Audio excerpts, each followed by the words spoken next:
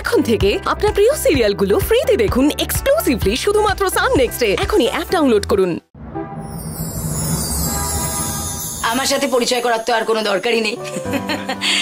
সবার সাথে পরিচয় করার আগে আমাদের বাড়ির সবথেকে বয়স্ক সদস্যর সাথে আমরা একটু পরিচয় করে নিই।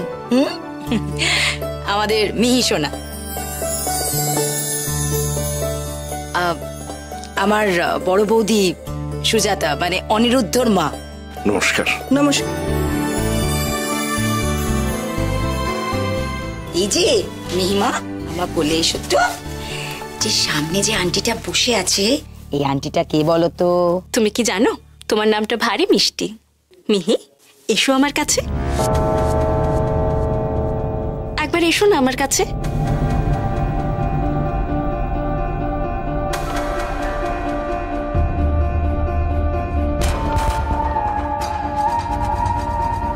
মিহিমা, বড়দের কথা শুনতে হয় তাই না?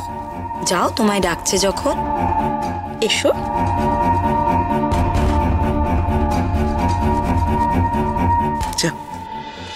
লক্ষ্মী মা।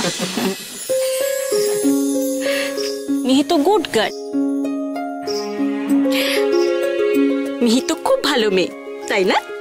আচ্ছা মিহি, এই নামটা কি তোমার ডাক নাম নাকি ভালো নাম? ওটা ওর ডাক নাম। ও, ডাক নাম।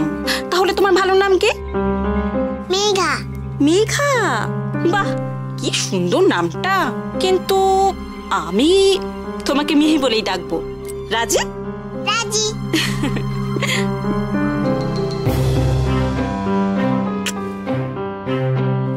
আচ্ছা, এবার তুমি চোখ বন্ধ করো।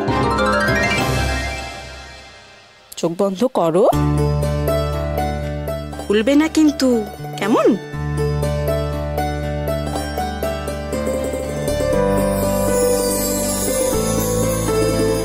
এবার চোখটা খোলো। তোমার চকলেট পছন্দ? তাহলে চকলেটটা নাও।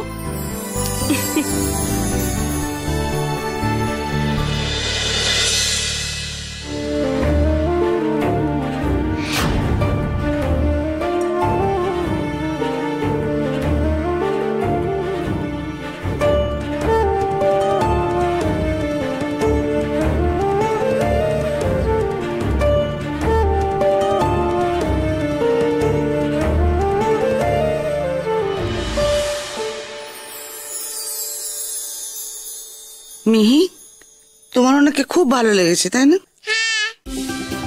ছোট গপ্পু, সমীর, তোমাদের কিছু জিজ্ঞেস করার আছে?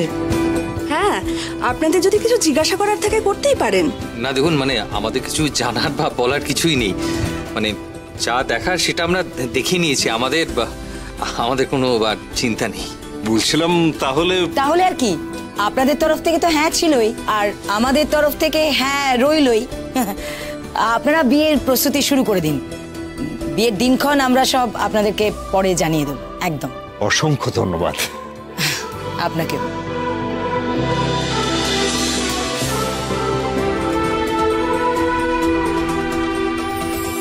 তুমি সেলফি তুলছো?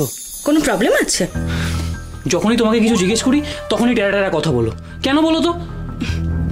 তা তুমি সোজাসুজি কথাটা বলতেই পারো, বলো। তোমার তোমার টেনশন হচ্ছে না? টেনশন করা তো তোমার কাজ, আর বেশি টেনশন শরীরের পক্ষে ক্ষতিকারক, বুঝলে? ক্ষতিকারক? হ্যাঁ ক্ষতিকারক। আচ্ছা, আর টেনশন করা আমার কাজ, তাহলে তোমার কাজ কি? আমার কাজটা আমি সময় এলে বুঝিয়ে দেবো, কেমন? আপাতত তুমি তোমার কাজে মন দাও। প্লিজ প্লিজ একটু সিরিয়াস হও। আজকেই কাকিমারা মেয়ে দেখতে গেছে। জানি তো, আর ওরা বোধহয় আজকে ডেটটাও ফিক্স করে আসবে। সেটাও জানো? তারপরেও তুমি শুয়ে শুয়ে সেলফি তুলে যাচ্ছ? বাহ বাবা। প্রতীক, শোনো, এত টেনশন করো না, বুঝলে? একদম পারফেক্ট টাইমিং। এসো শিলা, এই না এটা ধরো তো, কফি খাও। Thank you Sheela. Thank you Sheela. এসো এসো এসো, শিগগিরই এসো, বসে পড়ো। বসো, একটু রিল্যাক্স করো তো, আর আয়েশ করে কফিটা খাও। আর আয়েশ যা সব হচ্ছে। আচ্ছা প্রতীক, আমাকে তোমার বৌদির সম্পর্কে কিছু ইনফরমেশন দাও তো। কোন বৌদি? তোমার কটা বৌদি প্রতীক? তোমার যে দাদার বউ, সরি আই মিন ছিল, ওর সম্পর্কে আমায় কিছু জানো। কি জানতে চাও?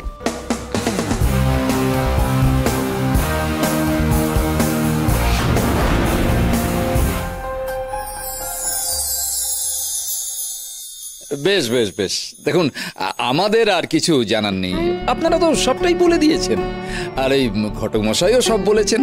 না না, আমাদের মনে আর কোনো দ্বিধা নেই। হ্যাঁ, আপনাদের যদি কিছু জিজ্ঞাসা করার থাকে জিজ্ঞেস করুন না, মন খুলে জিজ্ঞাসা করুন। আপনাদের মনে তো একটু খুঁতখুঁত থাকবেই। যতই হোক আমার ছেলে ডিভোর্স হয়েছে, তো সেই নিয়ে যদি কিছু জানার থাকে। বলছিলাম যে কেন ছাড়াছাড়ি হলো? এই দেখুন, আপনাদের ছেলেরও তো ডিভোর্স হয়েছে। যদিও আমরা শুনেছি আপনারা আপনাদের ছেলেকে ত্যায্য করেছেন, কারণ ওর সবটাই দোষ ছিল বলে। আবার আপনারা আপনাদের বৌমাকে আপনাদের সঙ্গেই রেখেছেন, ওর কোনো দোষ ছিল না, তাই তো? হ্যাঁ ঠিক। এই জন্য আমরাও ঠিক না, মানে আমাদেরও একই কারণ আর কি। আমরা আমাদের ছেলেকে আমাদের সঙ্গে রেখেছি কারণ ওর কোনো দোষ ছিল না, ওই দোষ ছিল ওই বউটা। দুঃখের কথা আর কি বলবো বলুন তো দেখি। বেলা 12টার সময় ঘুম থেকে উঠতো, সংসারের একটা কুটো পর্যন্ত নাড়তো না। তারপর ঠিক বিকেল 4টে বাজতে না বাজতেই বেরিয়ে যেত। এমনকি আমার খোকা যখন ঘরে ফিরতো, দেখতো তার বউ ঘরে নেই। আরে বাবা, স্বামীর দেখভাল করবার জন্যই তো তুই বিয়েটা করেছিস, তোর স্বামীকে দেখাশোনা করার দায়িত্ব তো তোর, তা নয় কে কার কথা শুনে। ও আসলে বুঝে গিয়েছিল ওর দ্বারা হবে না, তাই তো ডিভোর্সের কথাটা ওই প্রথম তুলেছিল। আসলে কি জানেন, মেয়েটার চরিত্রের দোষ ছিল তো। আমার ছেলে তো অনেক টাকা মাইনে পায়, 40,000 মাস গেলে। ওই টাকার অর্ধেকটা নেবে বলেই তো বিয়ে করেছিল। নেবে আর বলছি কি, সেটা তো নিচ্ছেই। আচ্ছা, আপনার বৌমাও তো নিশ্চয়ই খোরপোশ পায়? না, আমি নিই না।